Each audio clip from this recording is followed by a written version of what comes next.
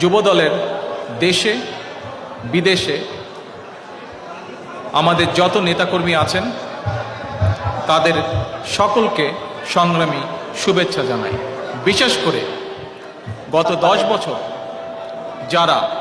বর্তমান স্বৈরাচার সরকারের বিরুদ্ধে তাদের অত্যাচার, জুলুম, খুন, গুণ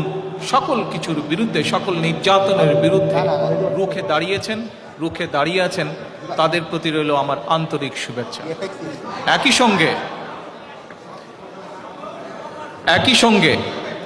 আমি স্মরণ করতে চাই আমার যুব দলের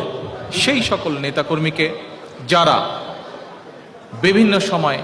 বিশেষ করে বর্তমান স্বৈরাচারের গত 10 বছর ধরে বর্তমান স্বৈরাচারের বিরুদ্ধে আন্দোলনের সময় শহীদ হয়েছেন, যারা নির্যাতিত হয়েছেন, পঙ্গু